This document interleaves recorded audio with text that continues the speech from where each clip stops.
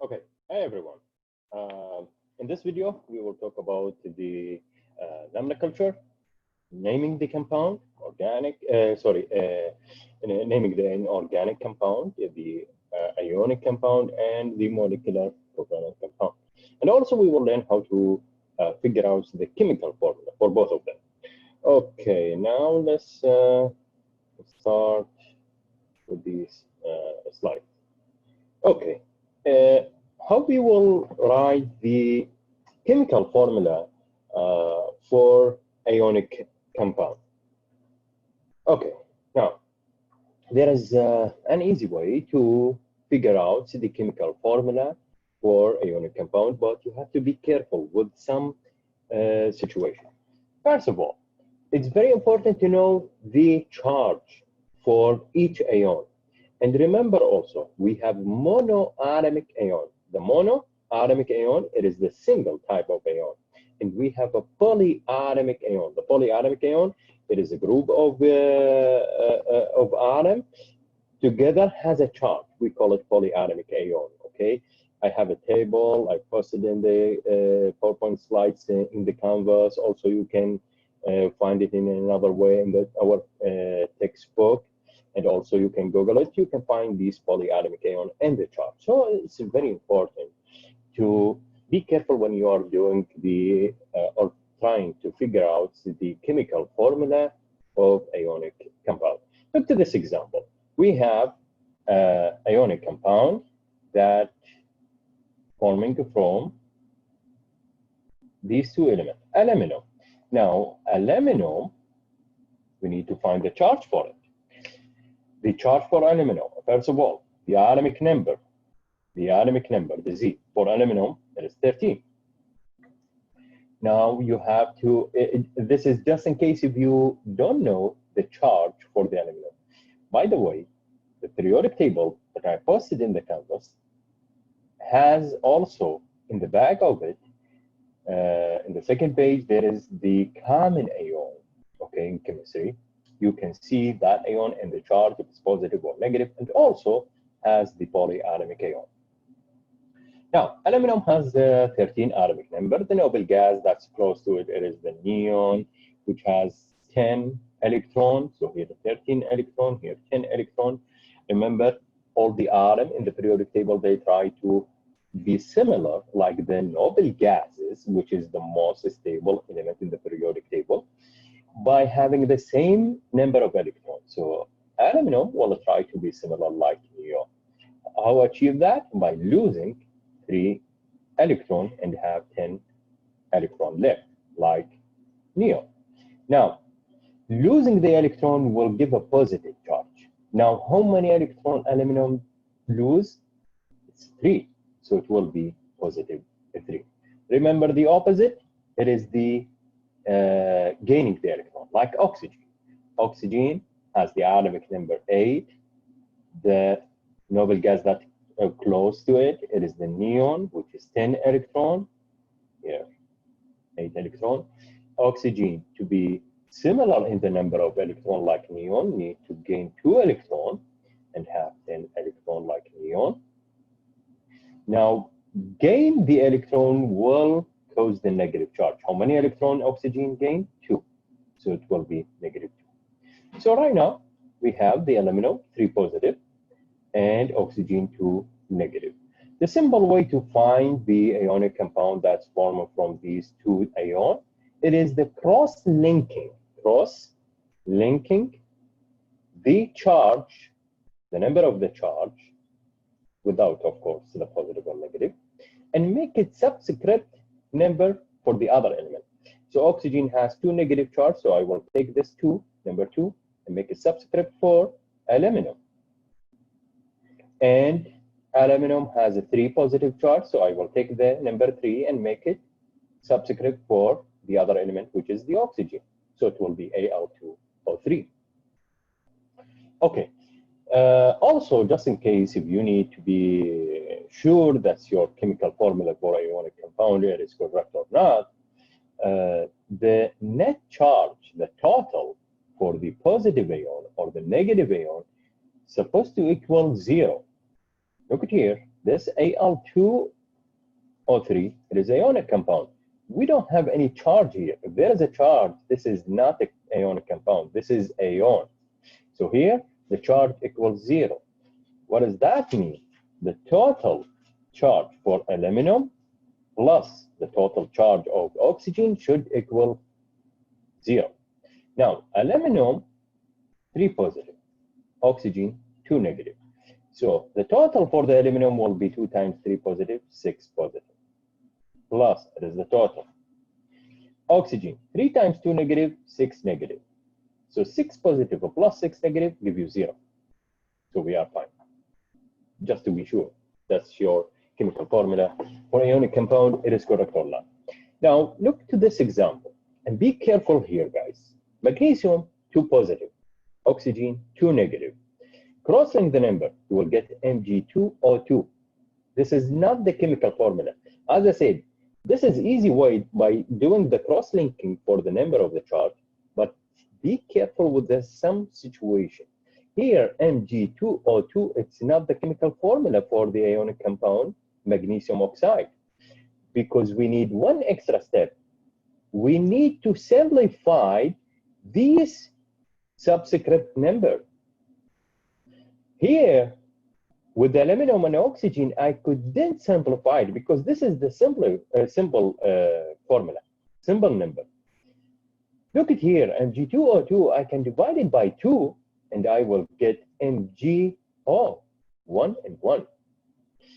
Don't do it here with the aluminum oxide, Al2O3, because if you will divide it, for example, by 2, you will get aluminum 1, oxygen 3 divided by 2, 1.5. We don't show fraction in the chemical formula or also in the chemical equation when we will talk about it in next chapter. We need a whole number. So here, MgO, it is working. Let's say, for example, I have A3X3. You get this formula, for example. This is not a chemical formula. You need to divide it by what? By 3 to get AX. If I have, for example, A2X3, can I divide it by 3 and have a whole number? No. Can I divide it by 2 and have a whole number? No. Leave it like this. Okay, A2X3. So be careful with this situation because also when you will go and try to figure out the charge, look at here. For this formula, we can go back in the opposite side with the cross-linking to figure out the charge of aluminum or oxygen. Magnesium oxygen, we cannot do it here because we need to know that the magnesium oxygen was simplified by 2. Because if you will go back, you will get 1 positive here, 1 negative. This is not the correct charge. But remember, you divided by 2, so you need to multiply everything by 2. So it will be Mg 2 positive or 2 negative. Okay, let's practice with some example to figure out the chemical formula for some ionic compound. Guys, my advice for you for naming a compound, find the chemical formula. It is practice. Practice a lot. Not only in this chapter. Chemistry needs a lot of practice. And to get this material, you have to practice a lot. Okay, as I said, we have a lot of example in PowerPoint slides, and I have some extra examples, some video about doing some example in the book, homework, a quiz to be ready for the exam. So practice a lot, guys. This is my advice for you. The key to pass the chemistry class, it is to practice a lot, okay? It's not enough just to practice or get the idea and practice with one example. No, you need to practice a lot.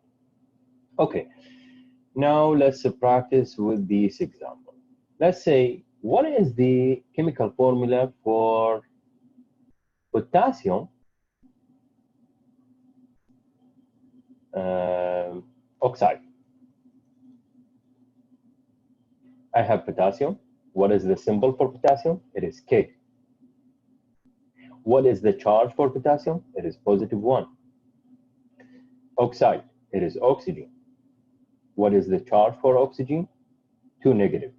Now, what we learn, we will cross-link the number, cross-link the number without the charge. We will have K2O1.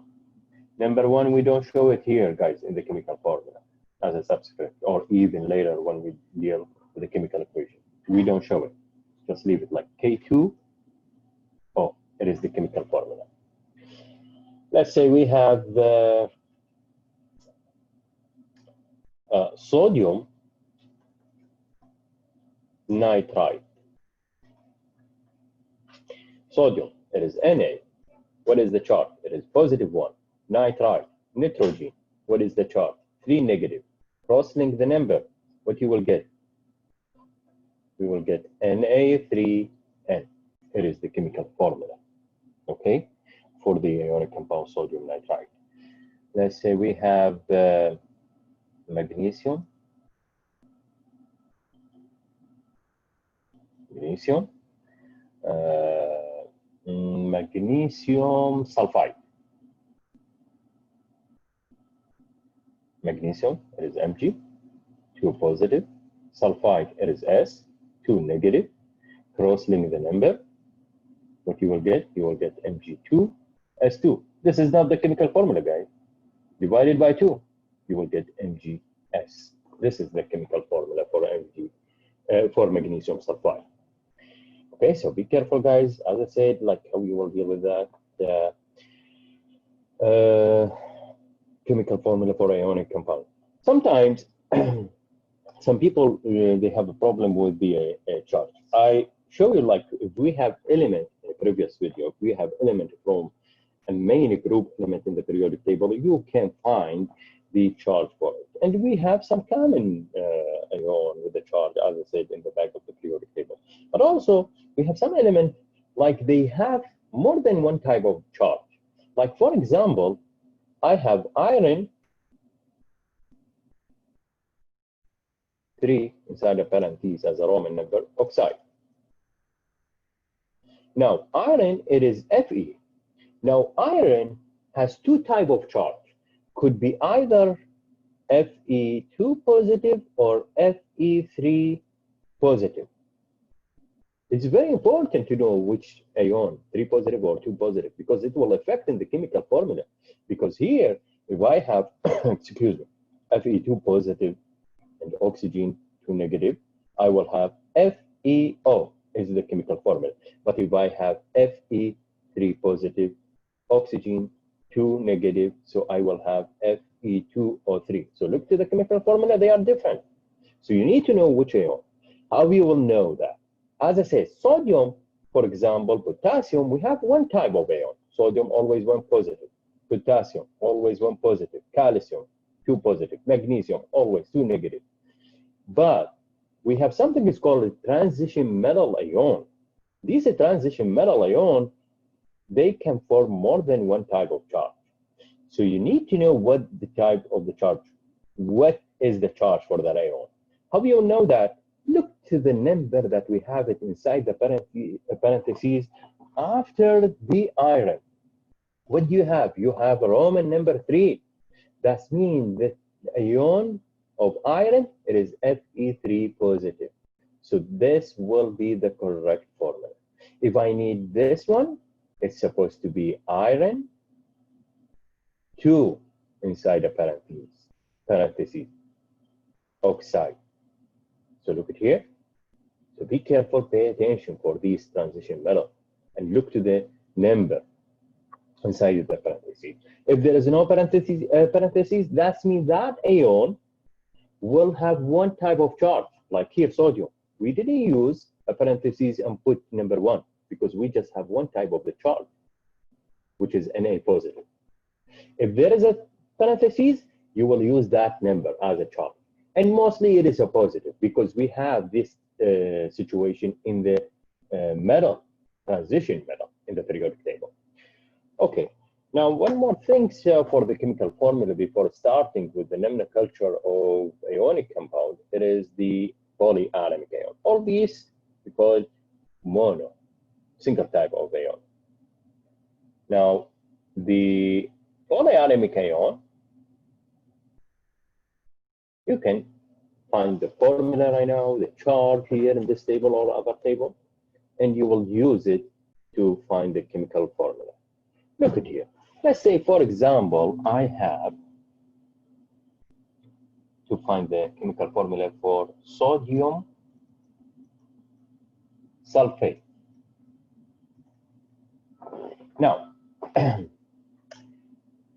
first of all, one thing that could help you to know if you have a polyatomic ion or monoatomic ion. Monoatomic ion usually end with the suffix IDE. If it's not IDE, I'm talking about the negative ion, about anion, negative ion. If it's not ending with IDE, that means it's a polyatomic ion. We have some polyatomic ion, you have to be careful with them also. Ending with IDE, it is the hydroxide, OH, negative, hydroxide. So look at here, it's end with IDE, but this is not mono, this is poly. This is mono, we said, with IDE. And we have Cn negative, cyanide,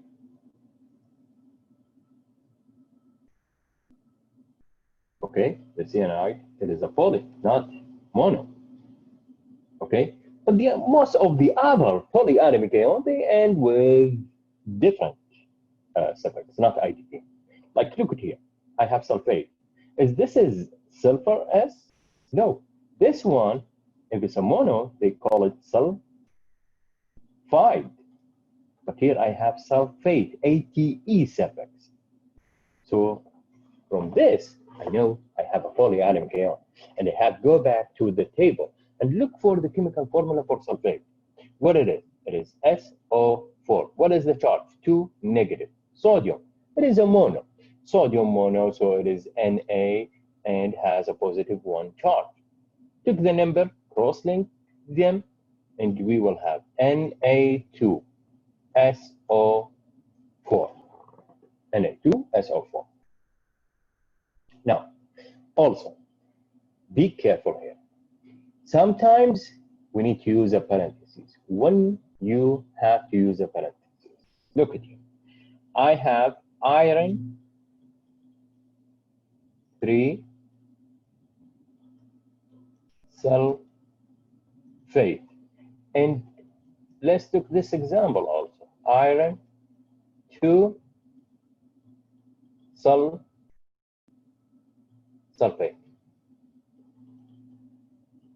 And look to the difference in the chemical formula and what we're going to do. Iron, Fe. What is the symbol for iron? It is Fe. The charge, it is a 3. Because we have 3 Roman number inside the parentheses. Sulfate, polyatomic ion, SO4. 2 negative charge. Okay? As I said, go back and look and review all the polyatomic ion in the table that we have it, or the periodic table, or another reference. Okay, cross-link the number. What do you get? I will get 2 for the iron, 3 for the sulfate. How you will write it down? Fe2. Now SO4. Here, SO4 is a polyatomic ion. It is a unit. Okay? So I have 3 units of this sulfate. How you will write it down? Will you put it here? No. This is, we don't have something like that for formula. You will put it here? No. What are you going to do? You will put the parentheses for the sulfate. And you will put the number of that unit outside the parentheses. I have 3 for the sulfate, so you will put the 3 outside the parentheses.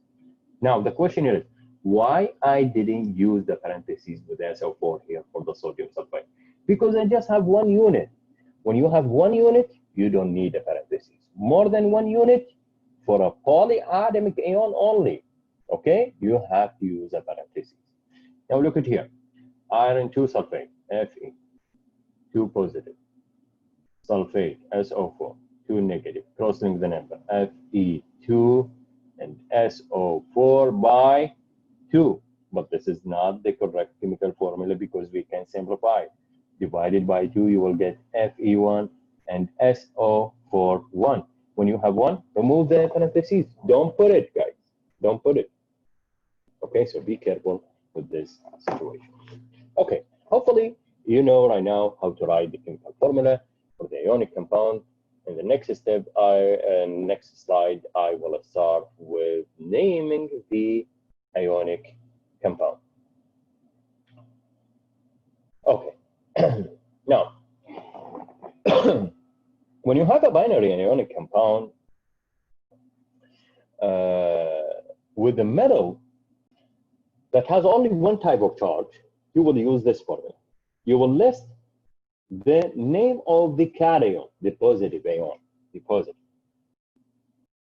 You will list the name of the cation, which is a positive ion, first, without any change. Look at here. I have, for example, KCl. Let's say KCl. Okay. This is the positive ion, which is usually we listed first. Okay. So this is potassium, listed as is. Don't change it. Potassium. Leave a space. There is a space here. Then, followed by the negative ion. This is the negative ion. How you will name the negative ion? Look at here. Base name of an ion, and you will change the suffix to IDA. We have several common negative ions in the periodic table, also on the back of the periodic table. You can read it, okay, to know how you will change the suffix. Like, for example, chlorine. It is the Cl atom. Cl negative will be chloride, IDE. Bromine, you will change it to bromide, IDE. Oxygen, you will change it to oxide, IDE. So here, Cl, I left space here, so it will be chloride. Okay? Let's practice with some other example quickly. Okay.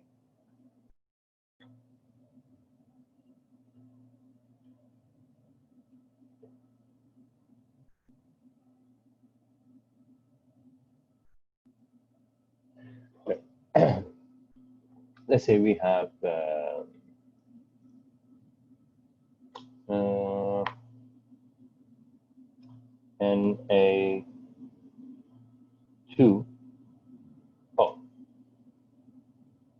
Now you need to know also always, guys, if you have ionic compound or not. This is always the first step supposed to be before naming any compound. Why?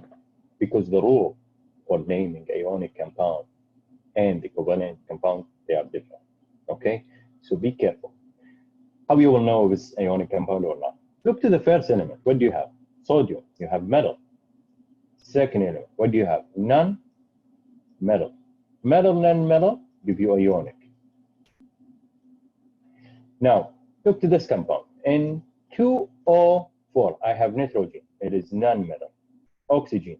Non-metal. When you have non-metal with non-metal, you will have molecular covalent compound. Okay, so here ionic compound when we have metal, non-metal. Okay, sodium.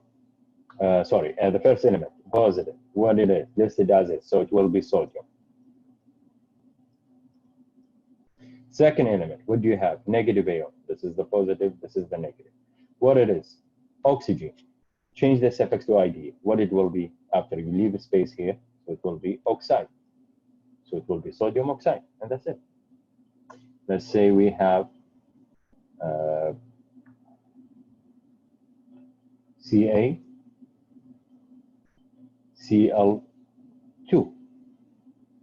Ionic or molecular compound? Metal, non-metal, so it will be ionic. The first element, what it is? Ca. It is calcium, listed as is, calcium. The second element, it is chlorine. Change the suffix, so it will be chloride. Chloride, so it will be calcium chloride. Okay, now we have another formula which is similar to what we are doing, but with one difference. When we have element, or the metal, sorry, it is one of the transition metal ion which has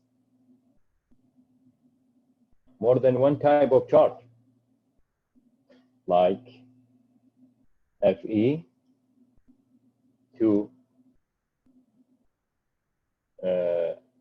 S3, Fe2S3. What is the name for this one? This is metal, this is non-metal sulfur, so we have ionic. Let's the first name, it is iron. Now, be careful here. You have to look for iron. Is it a transition metal? It has more than one type of charge? Yes. So iron need to show the charge, what it is. Look at these parentheses. You will show the charge of the iron inside the parentheses. Iron here has a 3 positive charge. So you will show it as number 3, Roman number 3. Roman number 3 inside the parentheses. Then followed by the same things what we did in the previous example. Base name of an ion, you change the suffix, so sulfur will be sulfide. So this is the only difference, that we need to add a charge in the parentheses, inside the parentheses after the metal, after the name of the metal, if we have that metal from the transition metal, which has more than one type of charge. Okay, now let's look. If we have a polyatomic ion, when you have a polyatomic ion, how you will deal with it? You will take the name here, guys. You don't need to change the suffix, okay? So in this situation, we will use the same name for the polyatomic ion and will be stable, for example. Let's practice here, for example. Look at here. I have this ionic compound, K2CO3.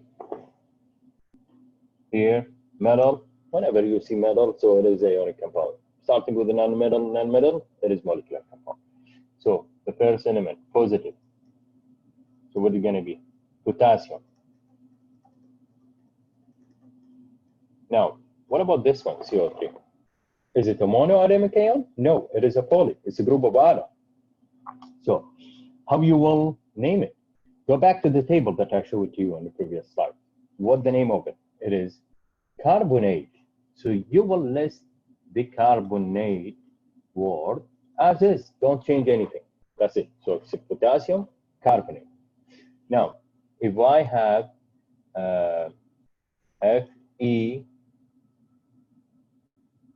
Fe2SO3, what the name? We will do the same things what we did when we have a transition metal and show the Roman number. Fe, it is iron. Sorry, Fe2SO3 by 3. Yeah, this is the correct formula. Sorry. So it is iron. Put the parentheses, put the Roman number. It is a 3 here. Then followed by the negative ion, which is poly, SO3. Get it from the previous table. It is SO3 sulfide, ITE, not sulfate. We have SO4 sulfate, SO3 sulfide, and we have the mono S, which we call it sulfide. Be careful, guys. Be careful. Okay, so iron 3 sulfide, and this is the name for the ionic compound, Fe2SO3 by 3. Okay, and guys, as I said, I always say, try to practice a lot. We have a lot of examples for nomenclature and the chemical formula. So guys, try to practice a lot. Okay, now let's start with naming the molecular compound, the covalent compound. When you have non-metal, it will be molecular compound. How you will name it? You will list the name of the first element as is, no change. And also, you will list the name of the second element, sorry, but you have to change the suffix to IDE. The same things what we did with the ionic compound. But what is the difference here? We need to use prefixes for the first element and the second element. What these prefixes is, it show you the number of each element. It show you the number of each element. And this number, we will not use the regular number 1 or 2 or 3. We will use these Greek numbers. Okay, so we will use this number. Number 1, mono, di, tri, tetra, penta, hexa, hepta, octa, nona, deca, all these, the most common numbers. Okay, we will use it as a prefixes. Now, just be careful, guys. Mono, for the first element only, we don't show it. Mono, for the first element only, we don't show it. For the second element, we have to show it. Now let's practice here. Okay, look here. Let's say I have N2O4. What's the name for this compound? First of all, you need to identify your compound. Is it ionic or molecular compound? Nitrogen, non-metal. Use your periodic table, guys. Always, when you are trying to name the compound, use your periodic table to be familiar how to name these compounds. Okay, nitrogen, non-metal. Oxygen, non-metal. So I have non-metal, so it will be molecular, not ionic.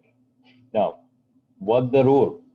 List the first name, list the first element as is without any change, and so it will be nitrogen. The second one listed after you change the suffix to IDE, so oxygen, so it will be oxide.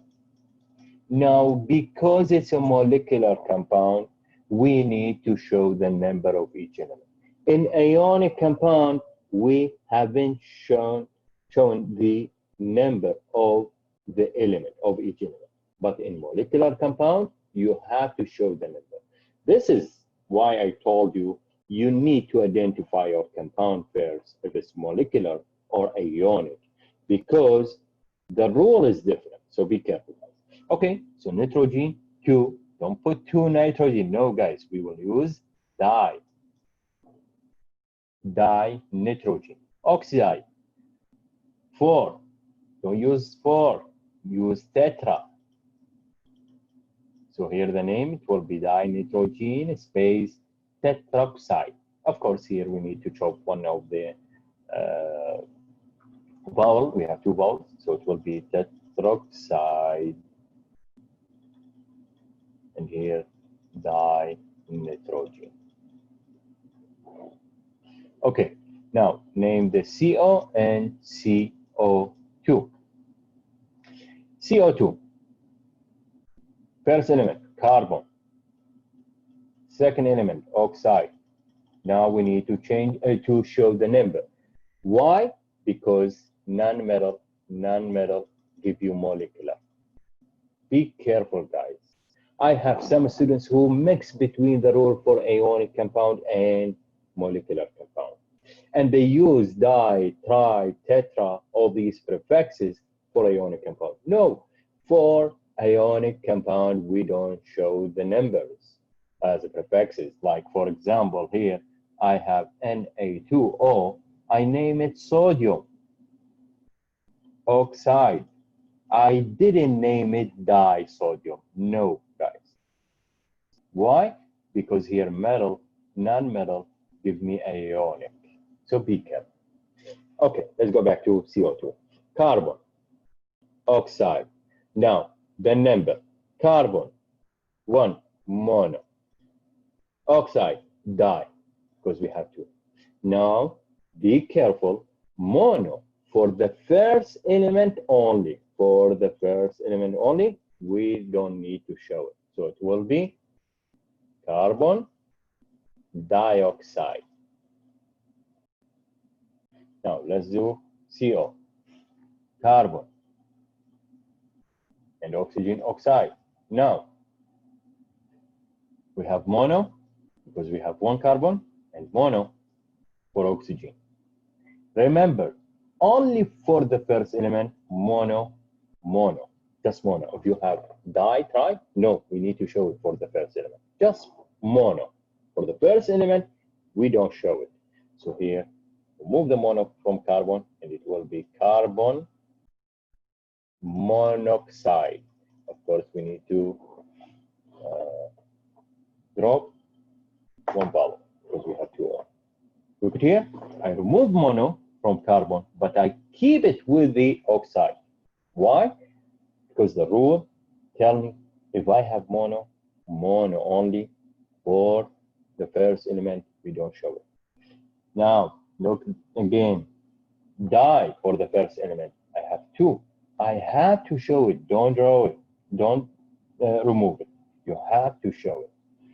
Let's say we have P5Cl10.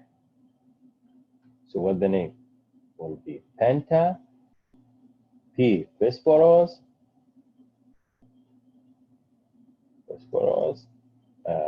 10 deca chloride. So penta phosphorus deca chloride. Okay, guys. One thing's here, how you will figure out the chemical formula for molecular compound. It's just simply the opposite of what we learned here. So it's going to be converting the name or the prefixes also, the number, or to chemical sample. Let's say, for example, I have dinitrogen pentoxide. Okay, now nitrogen, it is N, di, 2, oxide, O, penta, 5, so it will be N2O5. I have, for example, carbon tetrachloride. What the chemical formula for it? Carbon, C, how many carbon? 1. Mono, we don't show it with the first element, so it will be just 1. There is no prefix, so it's 1. Cl, chloride. How many? 4, because it's tetra, so it will be Cl4. So this is the chemical formula for molecular compound carbon tetrachloride. Okay, guys, so I hope you understand right now how you will name the ionic compound or molecular compound, or even giving the chemical formula for both of them. Again, my advice for you guys, try to practice a lot with this rule for naming the compound, and be careful. Always identify your compound, ionic or molecular, from the beginning, to know if you need to show the prefixes, the number of each atom, or not. If it's molecular, we will use the prefixes di, tri, tetra. If it's ionic, don't use these di, tri, tetra. Don't show it, guys. Okay? Good luck, and I will see you in another video.